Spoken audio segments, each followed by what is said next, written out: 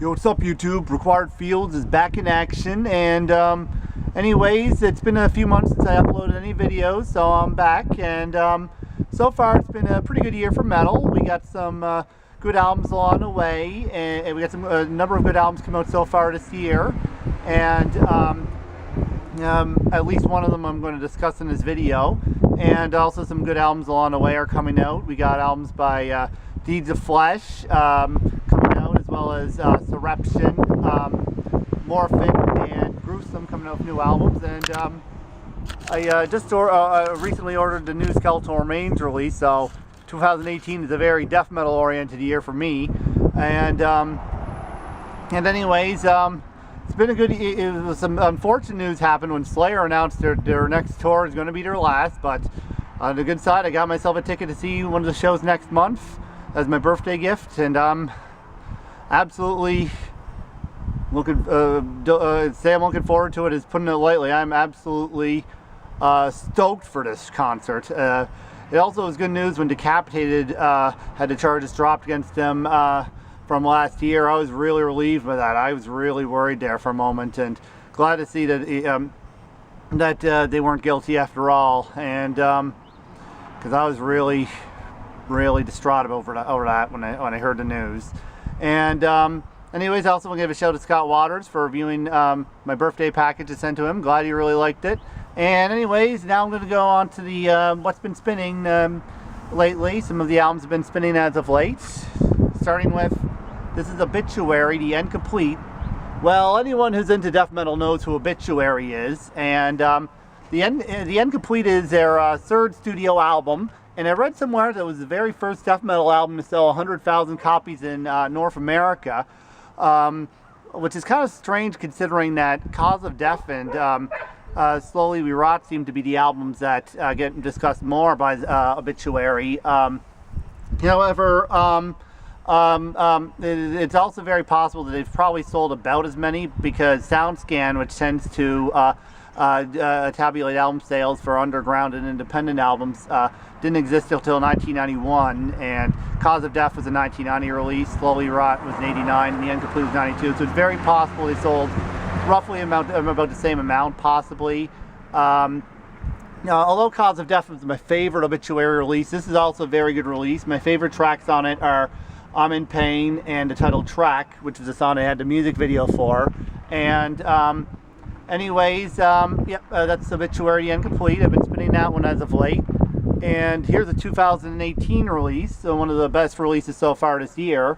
Rapture, Paroxysm of Hatred. Rapture is a death thrash metal band, maybe a little more thrash than death, from Greece. More of a thrash metal band than anything, but they're more in the Dark Angel and Devastation mold of thrash metal, and this is their second release, Paroxysm of Hatred. It's a huge step forward from the debut, Crimes Against Humanity, a much better release overall, more brutal.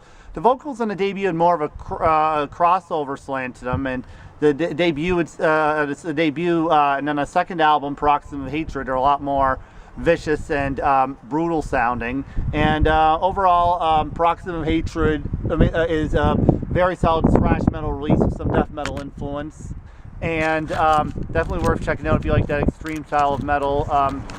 One of my favorites so far this year, for sure. And then here is Obsession with Martial Law.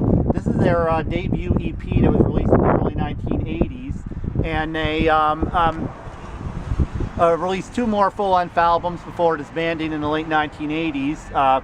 But Martial Law was a 4-song EP with 4 songs, and one of the songs, the title track, which closes the EP, was re-recorded on their comeback album, Carnival of Lies, in the late 2000s. And their most recent album, Order of Chaos, is worth checking out too. But this is Obsession's 4-song EP, Martial Law, one of the albums I've been spinning as of late. It was reissued last year by Inner Wound Records after being out of print for quite some time. And very good traditional metal release. There's only 4 songs, but all 4 songs are good. So definitely worth tracking down if you actually haven't bought a copy of it yet. But I like all of Obsession's albums so far. And this is Electrocution, Inside the Unreal. This is the 20th anniversary re-release of the of this 1993 death metal album, and they play death metal with a bit of a more technical slant. I'd compare them to Death.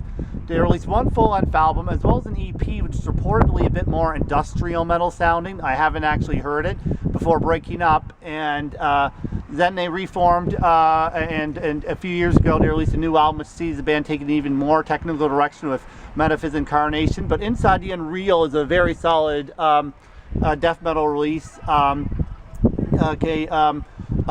Absolutely worth checking out if you like the more extreme technical side of death metal. This is finally closing us off with Ripper. This is their album Experiment of Existence from 2016. If I could go back in time, if I owned this album back when it was brand new, I didn't get it until earlier this year, it would absolutely be amongst my best albums of the year list. It's awesome death thrash metal hybrid, comparable to bands like Torture Squad and Classic Sepultura. The band's from Chile, and it's their second album, and absolutely worth your time if you like the extreme thrash metal style. And that's the number one of the albums I've been listening to, Experiment of Existence by Ripper. Thank you very much for watching this video. Squire Field signing off, and goodbye.